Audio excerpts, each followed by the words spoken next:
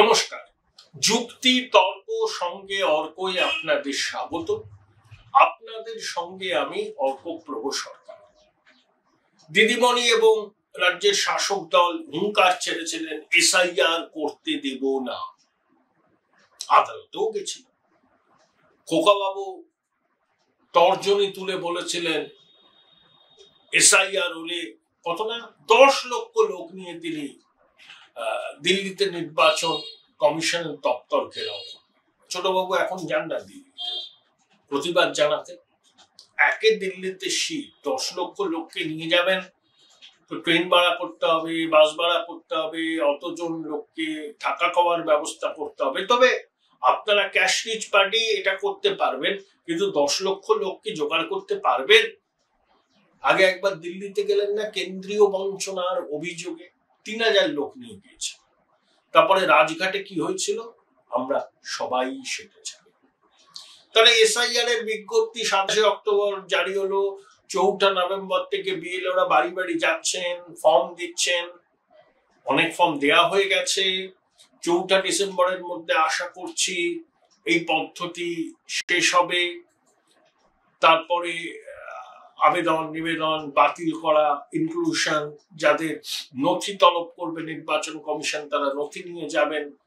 তারপরে একদম সব মিলিয়ে 7ই ফেব্রুয়ারি আপনার পূর্ণাঙ্গ ভোটার তালিকা প্রকাশ হবে। এখন কত নাম বাদ যাবে, কত নতুন নাম যুক্ত হবে, এটা এই মুহূর্তে বলার জায়গায় আমি নেই। আমি তো বিজেপি নেতাদের মতো ভবিষ্যৎ দ্রষ্টা নই। তারা এক একজন এক এক রকম ফিগার বলছেন। কেউ বলছেন 1 কোটি, কেউ বলছেন 1,25 লক্ষ। যাই হোক, নাম অনেক বাদ যাবে, এটা সাদা চোখে বোঝা যায়। কারণ 2002-তে এসআইআর এর পর 2025 বছরে রাজ্যের জনসংখ্যা বেড়েছে 33%, ভোটার সংখ্যা বেড়েছে প্রায় 67%, এবং সীমানা লাগোয়া জেলাগুলোতে, মানে ভারত বাংলাদেশের সীমানা লাগোয়া জেলাগুলোর অনেক বিধানসভা কেন্দ্রে কোথাও 55%, কোথাও 60% ভোটার পেয়েছে। অস্বাভাবিক। এবং কলকাতা থেকে ঢিলছোড়া দূরত্বে বৃহত্তর কলকাতায় রাজারাম নিউটাউনের পরিস্থিতি দেখে আসুন। কয়েক বছরের মধ্যে 30% ভোটার পেয়েছে। এগুলো এই এক্সপোনেনশিয়াল গ্রোথের তো কোনো ব্যাখ্যা হয় না। এই পরিস্থিতি দিদিমণি কয়েকদিন আগে আম্বেদকরের মূর্তি থেকে জোড়াসাঁকো ঠাকুর বাড়ি পর্যন্ত হাঁটলেন, হাতে আলা সংবিধান। এটা একটা ফ্যাশন হয়েছে রাহুল গান্ধীর দেখা দেখি, সবাই হাতে সংবিধান নিয়ে হাঁটে। আর দিদিমণি হাঁটছেন তার কয়েক কদম পিছনে হাল ফ্যাশনের পোশাক আশাক পরে যিনি বৈভবের আস্পালন করতে অভ্যস্ত সেই খোকাবাবু হাঁটছেন, যিনি এই রাজ্যের সংবিধান বহির্ভূত ক্ষমতার অধিকারী। তিনি এ রাজ্যের সঞ্জয় গান্ধী, যিনি সংবিধান হাতে নিয়ে হাঁটছেন, সংবিধানকে বাঁচানোর সংকল্প করছেন। তার সঙ্গে যিনি হাঁটছেন তিনি সংবিধান বহির্ভূত ক্ষমতার অধিকারী বলে অনেকে বলে। নির্বাচন কমিশন সাংবিধানিক প্রতিষ্ঠান, জনপ্রতিনিধিত্ব আইন 1950, সংবিধানের 334 থেকে 339 দ্বারা সবেতে নির্বাচনের কমিশনের ক্ষমতা সুনির্দিষ্ট করা আছে। যে ভোটার তালিকা সংশোধন করা কমিশনের সাংবিধানিক অধিকার। সুপ্রিম কোর্টও বলেছে সাংবিধানিক অধিকার আছে কমিশনের ভোটার তালিকা সংশোধন করার। আমরা অবাঞ্ছিত হস্তক্ষেপ করতে চাই না, কিন্তু তাও সাংবিধানিক প্রতিষ্ঠানের কাজকর্মকে বিরোধিতা করে সংবিধান হাতে নিয়ে হাঁটলেন, সংবিধান হাতে নিয়ে শপথ নেওয়া রাজ্যের মুখ্যমন্ত্রী। তারপর জোড়াসাঁকো ঠাকুর বাড়িতে সামনে গিয়ে সে আবল তাবল অনেক কথা বললেন। কেন যে তিনি হিন্দিতে বলেন, ওখানে হিন্দিভাষী কজন ছিল? আর যারা হিন্দিভাষী আছেন তারা ওই হিন্দি শুনলে হিন্দি ভুলে যাবে। ওর থেকে ভালো হতো তিনি যদি শুদ্ধ বাংলায় সেগুলো বলতে পারতেন। তিনি বললেন না। তিনি তার স্বভাব সিদ্ধ ভঙ্গিতে ধমকালেন, চমকালেন, সরকার ফেলে দেওয়ার কথা বললেন। তারপরে আর একটা নাটক করলেন। তার বাড়িতে বিএলও এসেছিল, সব কাগজে খবর বেরোলো, এমনকি তার দলীয় মুখপত্রেও। ভোটার মুখ্যমন্ত্রী বিএলওর কাছ থেকে এসআইআর ফর্ম নিয়েছেন। দিদিমণি দেখলেন এ তো ন্যারেটিভটা অন্য যাচ্ছে, তিনি এসআইআর এর বিরোধিতা করে পথে নামছেন। আবার তিনি হাত পেতে এসআইআর এর ফর্ম নিচ্ছেন, সঙ্গে সঙ্গে মুখ্যমন্ত্রী বললেন ভুল খবর, আমি নিইনি, আমার রেসিডেন্সিয়াল অফিসে বিএলও এসেছিলেন, তিনি সব দিয়ে গেছেন। যাই আতঙ্কটা কোথায় দেখো,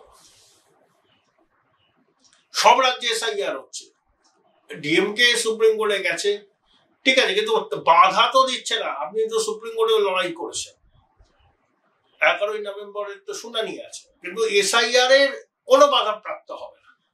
কমিশনকে সুপ্রিম কোর্ট যা যা বলেছিল, যে যে অ্যাডিশনাল নথি গ্রহণ করার কথা বলেছিল, কমিশন সেটা মান্যতা দিয়েছে, আধার কার্ডকে নথি হিসাবে গ্রহণ করেছে, কিন্তু আধার কার্ড নাগরিকত্বের পরিচয় নয়, একটা ওয়েলফেয়ার স্টেটে সরকারি সুযোগ সুবিধা পাওয়ার একটা পরিচিতি পত্র মাত্র। তাহলে নবান্নের 14 তলায় এত গেল গেল রব কেন? দিদিমণি কি না করেননি বলুন তো? ওই 2012 বলেছিলেন 95% কাজ করে দিয়েছে, তখন অনেকে তাকে বিধান ন্যায়ের উপরে বসিয়েছিল। দিদিমণি বলেন আমি জন্ম থেকে মৃত্যু পর্যন্ত মানুষের পাশে আছি। কি নেই দিদিমণি? লক্ষ্মীর ভান্ডার, কন্যাশ্রী, রূপশ্রী, সবুজ সাথী, স্বাস্থ্য সাথী, সমব্যথী, একগুচ্ছ সামাজিক প্রকল্প। কন্যাশ্রী আর লক্ষ্মীর ভান্ডারের প্রাপকের সংখ্যা প্রতি বছর বাড়ছে, তার জন্য বাজেটে বিশেষ বরাদ্দ থাকে, অন্য দপ্তরের বরাদ্দ কাটছাট করে এই প্রক্রিয়াগুলি যাতে চলমান থাকে তার জন্য সরকার সচেষ্ট। সেই জন্য এবড়ো খেবড়ো রাস্তা, খানাখন্দে বড় রাস্তা, কোন রকমে তাপ্পি দিয়ে মেরামত করা, এসব তো চলছে। পাড়ায় সমাধান চালু করলেন, বললেন 8,000 কোটি না 10,000 কোটি টাকা, 8,000 কোটি টাকা খরচ হবে, বাজেটে বরাদ্দ ছিল না, আইপ্যাকের পরামর্শে করলেন, তারপরে টাকার সংস্থান করতে কালখাম চলে যাচ্ছে। তা আপনি তো করছেন মানুষের জন্য, দুয়ারে সরকারকে এনে দিয়েছেন, পাড়ায় সমাধান করছেন, এত সামাজিক প্রকল্প, তাহলে এসআইআর এ আপনার ঘুম ছুটছে কেন? আর্তনাদ করছেন কেন ছোট বাবু? তাহলে কি 14 তলা বুঝতে পেরেছে এই যে মৃত ভোটার, একাধিক জায়গায় নাম তোলা ভোটার, অনুপ্রবেশকারীদের নাম এক ধাক্কায় বাদ গেলে সমূহ বিপদ? বিজেপি তৃণমূলের মধ্যে ভোটের যা ফারাক আছে, মোট ভোটের, এসআইআর এর পরে সেই ফারাকটা অনেকটা কমে যাবে, বিষয়টা তুল্যমূল্য হয়ে যাবে। হিন্দু ভোটের মারাত্মক কনসলিডেশন হবে এবার, কোন কোন জায়গায় সেটা 75% উপরে যাবে। সেটাই কি আপনার চিন্তার কারণ? দেখুন, মৃত ভোটারদের নামে ভোট পড়ে যায়, এটা বিরোধীরা পায় না, এটা শাসকই পায়। একাধিক জায়গায় যাদের নাম আছে তারা ভোট দিয়ে যান, শাসকের পক্ষে দিয়ে যান। দ্বিজেন মুখোপাধ্যায় ভোট দেন শাসকের পক্ষে, তাহলে দ্বিজেন মুখোপাধ্যায় যদি আর ভোট না দিতে পারে, ক্ষতিটা কার? শাসকের। সেই জন্যই দিদিমণি বেজায় চটেছে। কিন্তু এখন যদি স্কোরশিট দেখেন, ইলেকশন কমিশন 3, রাজ্য সরকার 0, খেলার ফলাফল। প্রথমে বলেছিলেন এসআইআর করতে দেবো না, এসআইআর হচ্ছে। তারপরে কমিশন 4 জন আধিকারিককে সাসপেন্ড এবং এফআইআর করতে বলেছিল, আপনি সাসপেন্ড করেছেন, এখন এফআইআর করেন, মানতে হলো, ঢোক গিলতে হলো। কমিশনের সিইওর বিরুদ্ধে অভিযোগ করেছিলেন তিনি নাকি বেড়ে খেলছেন, অনেক কিছু তার আস্তিনে আছে, তিনি ফাঁস করে দেবেন, কিছুই করতে পারলেন। আপনার মুখ্য সচিব সিইওর কমপ্লায়েন্স রিপোর্টে স্বাক্ষর করেছে, এখনই 3-0 হেরে আছে। আর দিদিমণি এবার কিন্তু সম্পূর্ণ ওয়েবকাস্টিং হবে। ওই ভোট কেন্দ্রের মধ্যে সিসি ক্যামেরার মুখে সেলোটেপ বা কাগজ লাগিয়ে দিলেন, ক্যামেরাটা উল্টো দিকে ঘুরিয়ে রাখা হলো। এবার কিন্তু হবে না। বিহারে 100% ওয়েবকাস্টিং হয়েছে। সেন্ট্রাল ফোর্সের মোতায়েনও এবার অভিনবত্ব থাকবে। সেন্ট্রাল ফোর্স আসলে তাদেরকে, তাদের আপ্যায়নে আপনারা কোনো ত্রুটি রাখেন না, আমরা সব চাই। তাই শুধু কেন্দ্রীয় বাহিনীর উপর বোধহয় ভরসা করা হবে না। কুইক রেসপন্স টিমের গতিবিধি এবং মনিটরে থাকবে। একটা স্বচ্ছ নিরপেক্ষ নির্বাচন হোক না, দুধ কা দুধ পানি কা পানি হয়ে যাবে। আপনি তো এটাকেই ভয় পাচ্ছেন। আপনি চান পঞ্চায়েতের মতো নির্বাচন হোক, ছোট জগন্নাথ নির্বাচন কমিশন, ঠিক যেমন ওই গোফালা লোকটা রাজীবা সিনহা, যাকে হাইকোর্ট বলেছিল যে election commission has failed to discharge his constitutional responsibility, তিনি নিজেকে কি সংবিধানের ঊর্ধ্বে, আইনের ঊর্ধ্বে ভাবছেন? রাজীবা সিনহার তাতেও চৈতন্যতা হয়নি, তিনি এতটাই অনুপ্রাণিত এবং গৃহপালিত। এই রাজ্য প্রশাসনের বিভিন্ন স্তরের অনুপ্রাণিত গৃহপালিত আমলারাই কিন্তু এসআইআর প্রক্রিয়ার সঙ্গে যুক্ত, তারাই আরো সব হয়েছে। সংশয় আছে স্বয়ংসম্পূর্ণ এসআইআর হবে কিনা। যদি 80% এসআইআর হয় যথেষ্ট, আমরা 100% এই রাজ্যে এক্সপেক্ট করি না। শাসক বলছে যে এনুমারেশন ফর্মে যে রিলেটিভ এর কথা বলা আছে, তা কমিশন বলে দিয়েছে বাবা, মা, দাদু, দিদা, ঠাকুরা, ঠাকুমা এরাই থাকবে, কোনো কাকা, মামা, খুড়তুতো ভাই, জ্যাঠতুতো ভাই থাকবে না। ওটা চাইছে শাসক, ওই নামগুলো যাতে ঢোকানো হয় রিলেটিভের জায়গায়, তাহলে কি কারচুপি করতে সুবিধা। Join Indian Institute of Hotel Management now. Right choice, right decision. Anganwadi কর্মীদের অনেক বিএলও হিসাবে নিয়োগ করা হয়েছে, সরকারি কর্মচারী থাকা সত্ত্বেও। ইআরওরা বলেছেন নেই সরকারি কর্মচারী, তাই বাধ্য হয়ে অঙ্গনওয়াড়ি কর্মীদের নিয়োগ করা হয়েছে। মামলা মোকদ্দমা হলে ইআরওরা বুঝবেন। একেবারে যেখানে সরকারি কর্মচারী বা স্কুল শিক্ষক শিক্ষিকা অপ্রতুল, সেখানে আপনি কমিশনের অনুমতি নিয়ে ঠিকা কর্মী বা অঙ্গনওয়াড়ি কর্মীদের নিয়োগ করতে পারেন, না হলে পারেন না। আপনি দেখালেন এখানে সরকারি কর্মী বা শিক্ষক যথেষ্ট সংখ্যায় নেই, কিন্তু সাধারণ মানুষ দেখতে পাচ্ছে অনেক সরকারি কর্মী, অনেক শিক্ষক আছে, তাহলে আপনারা মিসগাইড করেছেন কমিশনকে। কেউ মামলা হলে তার কনসিকুয়েন্স আপনাদেরই ফেস করতে হবে। বিহারের এক্সাম্পল ভুলে যাবেন না। এবং প্রশাসনের উপর চাপ আছে, ভয়ঙ্কর চাপ, নির্বাচন কমিশনের চাপ আছে। তাই নবান্নের অন্দরমহলে এখন হুলস্থুলুস। এসআইআর এর আউটকাম কি হবে সেটা মঙ্গেশ্বরী এখন বুঝতেই পারছেন না, শেষ পর্যন্ত ছবিটা কি দাঁড়াবে। তাই রাতের বেলা পঞ্চায়েত দপ্তর খুলে শংসাপত্র দেওয়া হচ্ছে। শুভেন্দু অধিকারী অভিযোগ করেছেন যে কলকাতা পুরসভা দেদারে জন্মের শংসাপত্র ইস্যু করছে। অনেক জায়গায় বিএলওরা বাড়ি বাড়ি না গিয়ে গাছের তলায় বসে আছেন, দলীয় দপ্তর থেকে ফর্ম বিলি করা হচ্ছে।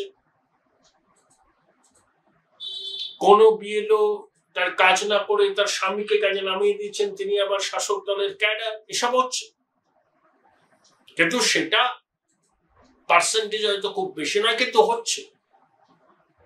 অধিকাংশ বিএলও দায়িত্ব নিয়ে কাজ করছে। এই পরিস্থিতি দেখুন, এরা নবান্ন এক্সপেক্ট করেন যে এসআইআর হবে, এক্সপেক্ট করেনি, তাদের এটা চিন্তা ভাবনার বাইরে ছিল। তাদের অঙ্ক খুব পরিষ্কার ছিল যে হিন্দু ভোট কনসলিডেট হবে, আমি 100-র মধ্যে 95টা মুসলমান ভোট নেব, বেনিফিশিয়ারির একটা ভোট পাবো, আর বাম কংগ্রেস কিছু ভোট কাটবে, আমার তৃণমূল বিরোধী সিপিএমুল, আর এই যে ভুয়ো ভোটার, মৃত ভোটার, অনুপ্রবেশকারীদের নাম তালিকায় তুলেছে, তারা আমাকে দুহাত উপর করে ভোট দেবে, আমি ড্যাং ড্যাং করে জিতব।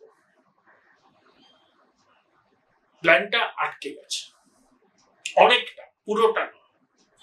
শাসকও ছক কষছে, আইপ্যাকও ছক কষছে, ভাববেন না যে তারা হাত পা গুটিয়ে বসে আছে। এই চ্যালেঞ্জটা আসবে তাদের কাছে, এটা জানা ছিল না, হঠাৎ করে এসছে চ্যালেঞ্জটা। কেউ জানতো না তো এসআইআর হবে সারা দেশ জুড়ে। এবং কমিশন যেভাবে প্রযুক্তিকে ব্যবহার করছে, কারচুপি তাতেও হবে, কিন্তু কারচুপির মাত্রা অনেকটা কম থাকবে। 2002-এ যত ভোটার বাদ গিয়েছিল, স্বাভাবিক নিয়মে 2025 তার থেকে 3-4 গুণ ভোটারের নাম বাদ যাবে। কয়েক লক্ষ মৃত ভোটার আছে, একাধিক জায়গায় নাম তুলে রাখা ভোটার আছে, অনুপ্রবেশকারীরা আছে।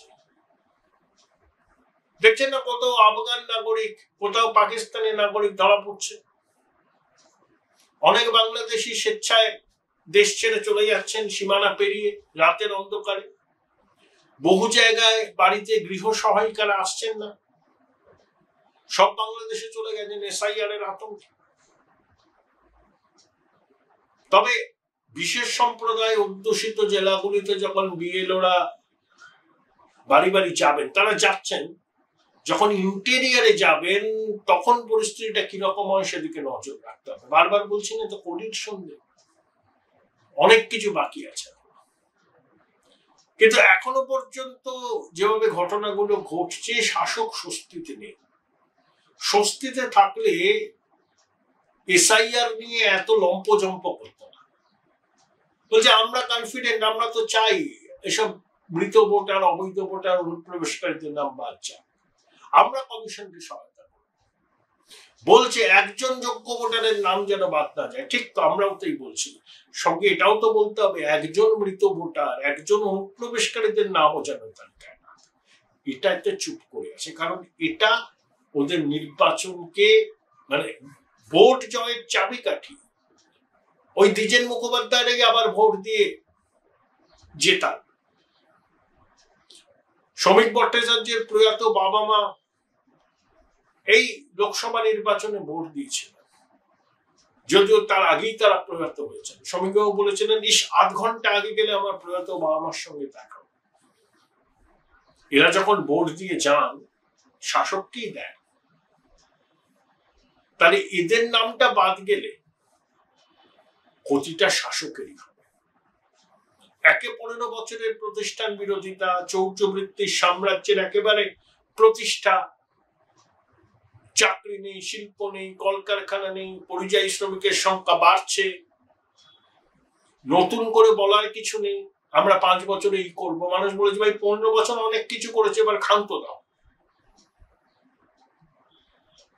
বাংলা আক্রান্ত, ভাষা সন্ত্রাস, বাঙালি আক্রান্ত, নো টেকার্স, আইপ্যাকের প্ল্যান মুখ তুবড়ে পড়েছে।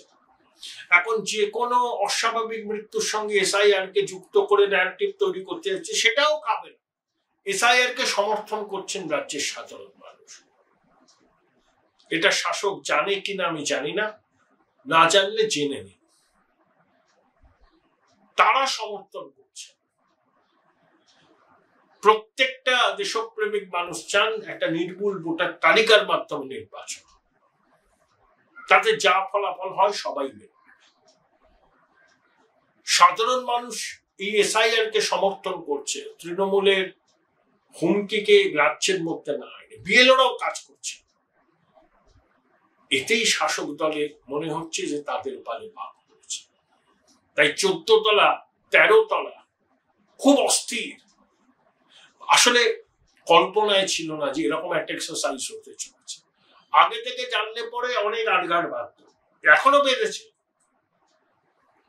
নানাভাবে ম্যানিপুলেট করার চেষ্টা এরা করবে, অনেক ক্ষেত্রে সফল হবে। তাই বললাম না, 80% এসআইআরটা যদি হয় সেটাই যথেষ্ট।